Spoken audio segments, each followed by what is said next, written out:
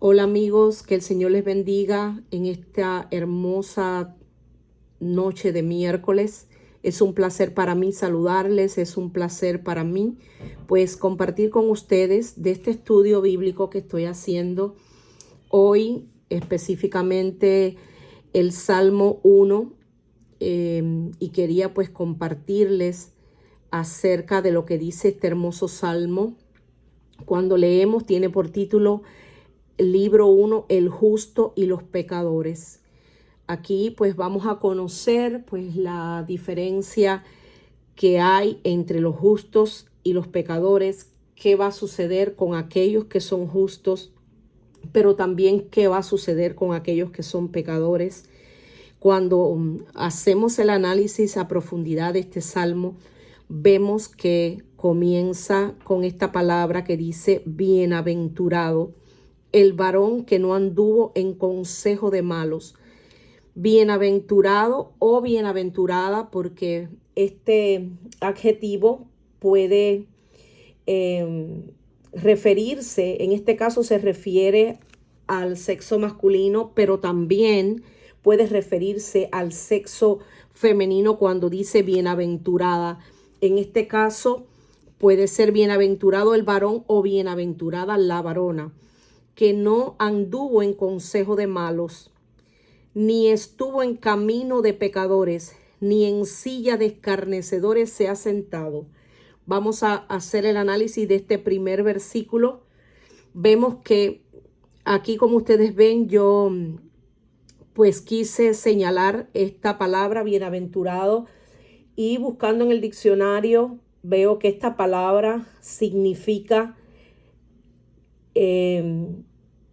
afortunado y feliz. También significa que goza de la felicidad plena que es concedida por Dios, en este caso en el cristianismo.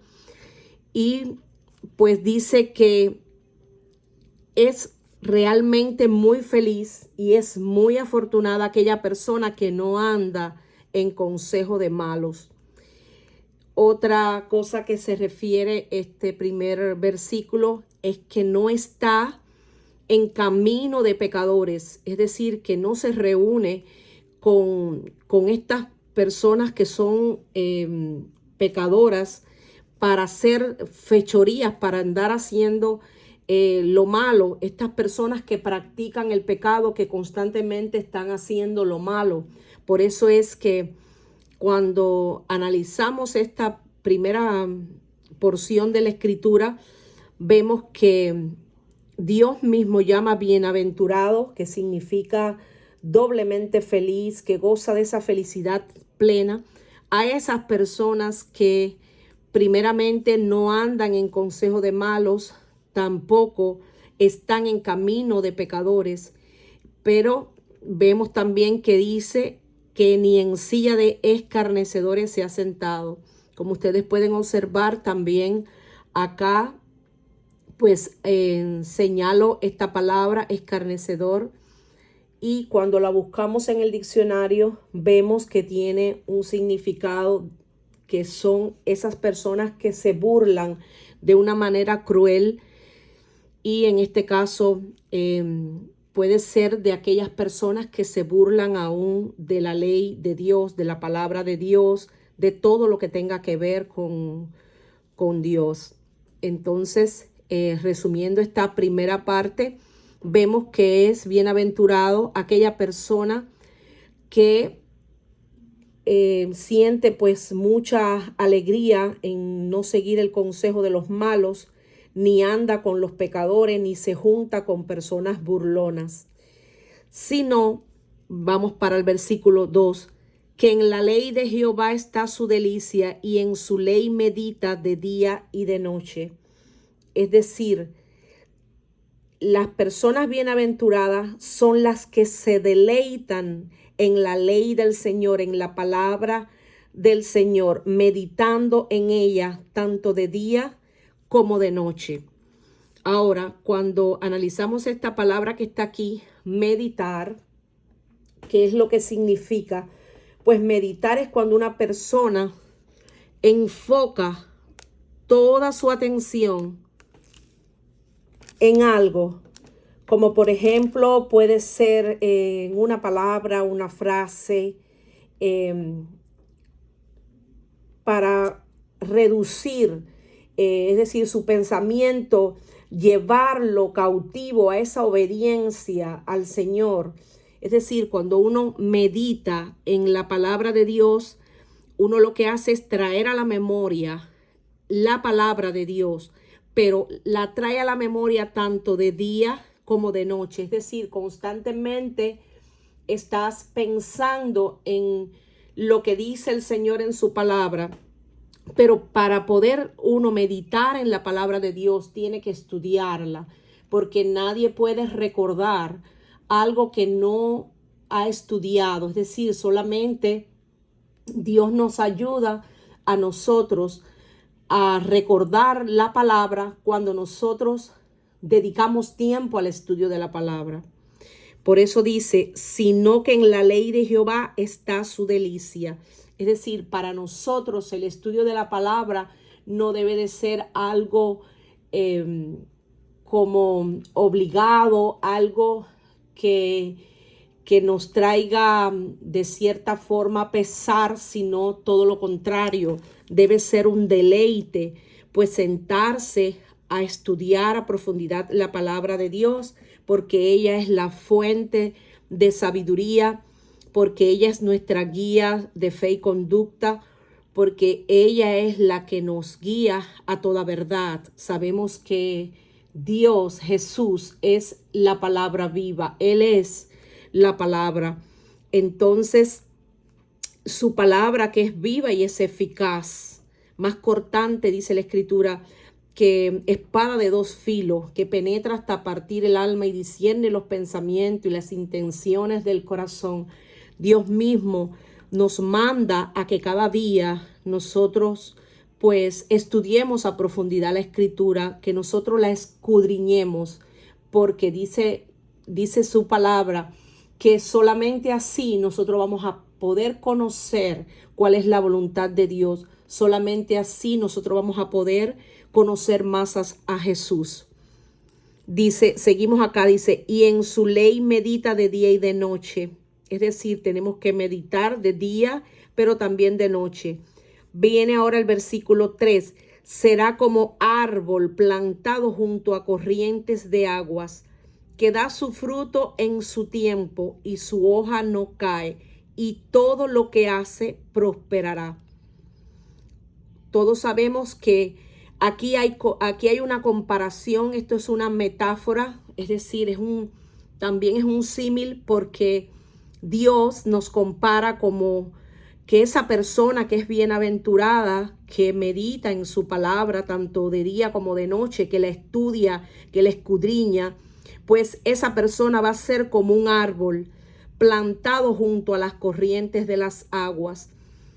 ¿Qué se refiere esta metáfora? Se refiere a que un árbol plantado junto a corrientes de un río, ese árbol está nutriéndose constantemente del agua que pasa por ese río. Sus raíces están profundas, pero a la vez están constantemente alimentándose de esa agua que está pasando de manera fluida. No es un agua estancada, es un agua que está pasando constantemente, y todos los nutrientes, ese árbol se está nutriendo constantemente de esa agua. Por eso es que dice que da su fruto, ese fruto en el tiempo perfecto de Dios, en ese kairos de Dios. Él va a dar su fruto. Pero cuando analizamos ese árbol, Dios nos compara acá como árboles plantados junto a las corrientes de aguas.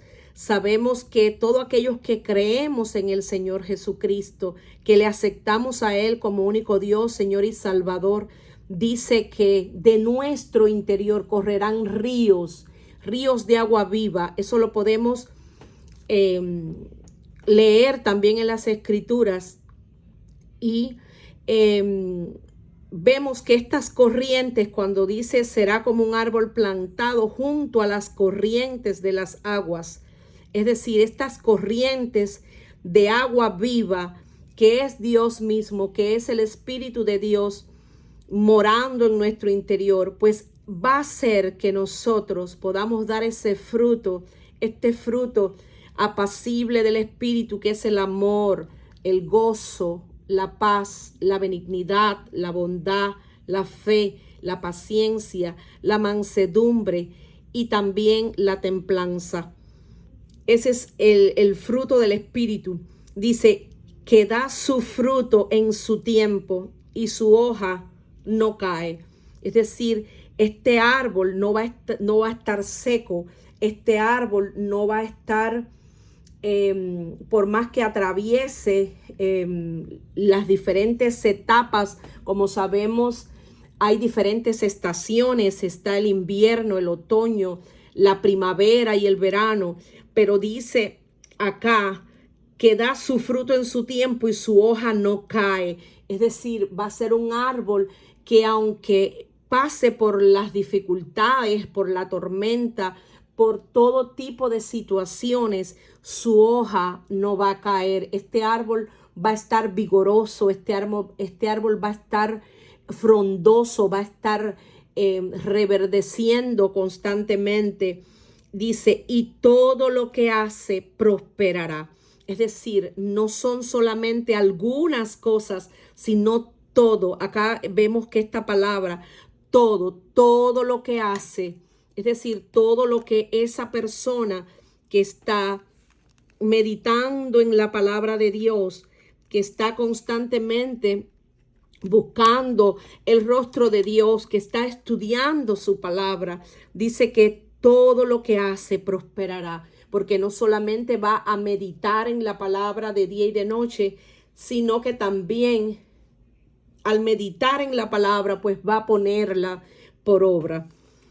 Dice, no así los malos. Aquí hay un contraste entre el justo, como analizábamos en el título, y los pecadores. En esta parte vemos que esto es lo que hacen los justos, pero ahora vamos a analizar qué sucede acá en estos versículos que aparecen del 4 al 6. Dice, no así los malos, que son como el tamo que arrebata el viento. Vamos a analizar esta palabra que aparece aquí, tamo. Cuando buscamos en el diccionario, vemos que tamo se refiere a la paja, se refiere a esa cáscara que sueltan algunos cultivos como es el trigo, la cebada, pero también hay una planta en el desierto que le llaman tamo, que es parecida como a una bola de rama seca que va de un lado al otro. Por eso dice que son como el tamo que arrebata el viento. Es decir, que el viento lo lleva, lo esparce, esa paja inútil la esparce el viento la lleva de un lugar a otro y el viento la puede mover con mucha facilidad porque es algo que es completamente vano, que es completamente, no tiene peso, es muy ligero. Entonces dice que son como el tamo que arrebata el viento. Es decir, esta palabra viento es, sabemos que el viento tiene cierto poder de fuerza que ejerce y puede mover objetos, puede mover hasta incluso las hojas de los árboles. Dice que son como el tamo que arrebata el viento. Es decir, hay también una porción de la escritura que habla de aquellos que no están firmes en lo que es la palabra de Dios, en el conocimiento de la palabra de Dios, y dice que se dejan pues mover, en cualquier viento de doctrina. ¿Por qué? Porque no conocen la palabra. Entonces son como el tamo que arrebata el viento. ¿Por qué? Porque el viento puede mover incluso con la fuerza que ejerce sobre las plantas o sobre algunos objetos, los puede mover. Y este tipo de plantas, el tamo, cuando ustedes pues busquen en YouTube, pueden buscarlo, verán cómo este tipo de plantas puede rodar en el desierto de un lado al otro y es movido de un lado al otro. Es decir, que no es en este caso como el árbol que está plantado. Este es el contraste entre el justo y el malvado. Es decir, el justo está plantado como un árbol. Es un árbol que crece y echa raíces en un lugar y da el fruto en el lugar. El fruto ese apacible del espíritu. Pero dice acá el tamo. El tamo es esa planta que rueda y que también es esa paja que el viento se la lleva muy fácil y que obviamente no, prácticamente no sirve para nada, porque este tipo de paja es una paja inútil que puede incluso hasta arder con mucha facilidad cuando se le prende fuego. Seguimos, dice, por tanto, no se levantarán los malos en el juicio, ni los pecadores en la congregación de los justos, porque Jehová conoce el camino de los justos, mas la senda de los malos perecerá. Es decir, no sucede lo mismo con los malos. Los malos son como una paja inútil que esparce el viento. Serán condenados cuando llegue el juicio. Los pecadores no tendrán lugar entre los justos, pues el Señor cuida el sendero de los justos, pero la senda de los malos lleva a la destrucción. Cuando analizamos esta palabra justos, esta palabra que aparece acá, justos, dice, ni los pecadores en la congregación de los justos. Sabemos que nosotros somos justificados por la fe en Cristo. Somos justificados gratuitamente por su gracia mediante la redención que es en Cristo Jesús. Eso dice Romanos 3:24. Y también dice en Romanos 5:1, justificados pues por la fe, tenemos paz para con Dios por medio de nuestro Señor Jesucristo. Sabemos que va a haber un juicio, dice, por cuanto todos pecaron, todos están destituidos de la gloria de Dios. Somos justificados cuando creemos en Jesús, pero dice la Escritura que está escrito que todo hombre, dice, la manera que está establecido para los hombres que mueran una sola vez y después de esto es el juicio. Eso está en Hebreos 9:27, perdón. Y dice que en esa porción dice que está establecido para los hombres, para todos los hombres, sean o no cristianos, para todos. Dice que cuando muramos, dice, después de eso viene el juicio. Ahora bien, dice también la Escritura en Proverbios 28:5 que los hombres malos no entienden el juicio, mas los que buscan a Jehová entienden todas las cosas. Es decir, de toda palabra que, si la Biblia dice que de toda palabra que hablen los hombres vamos a dar cuenta en el día del juicio, toda palabra ociosa, es decir, todo lo que nosotros hayamos hecho mientras estuvimos en este cuerpo, vamos a dar cuenta el día del juicio, sea bueno o sea malo, porque Dios mismo es quien sacará a la luz todas las cosas. Por eso es que cada día nosotros tenemos que procurar con diligencia, dice que presentarnos ante Dios como obreros aprobados, que no tenemos nada de qué avergonzarnos. Tenemos que ir a la presencia de Dios y pedirle que nos limpie, que nos lave de toda maldad, de todo pecado, en el nombre poderoso de Jesucristo, y pues vivir una vida que le agrade a Él, vivir una vida conforme a Dios, una vida en completa santidad, amándonos y perdonándonos también los unos a los otros, porque el primer mandamiento que Dios nos da es que lo amemos a Él con toda nuestra alma, con toda nuestra mente, con todo nuestro ser, con todo nuestro corazón, y que también el segundo mandamiento es que amemos al prójimo como nos amamos nosotros mismos. Y esta es toda la ley y los profetas. Y bueno, hoy quería compartir con ustedes este Salmo 1. Déjenme sus comentarios. Quiero pues compartir más adelante el resto de los salmos. Recientemente pues abrí un canal de YouTube donde voy a estar subiendo todos estos videos para que puedan disfrutarlos y también juntos poder aprender de todo lo que Dios nos quiere enseñar en este tiempo. Que el Señor les continúe bendiciendo y gracias por conectarse. Bendiciones.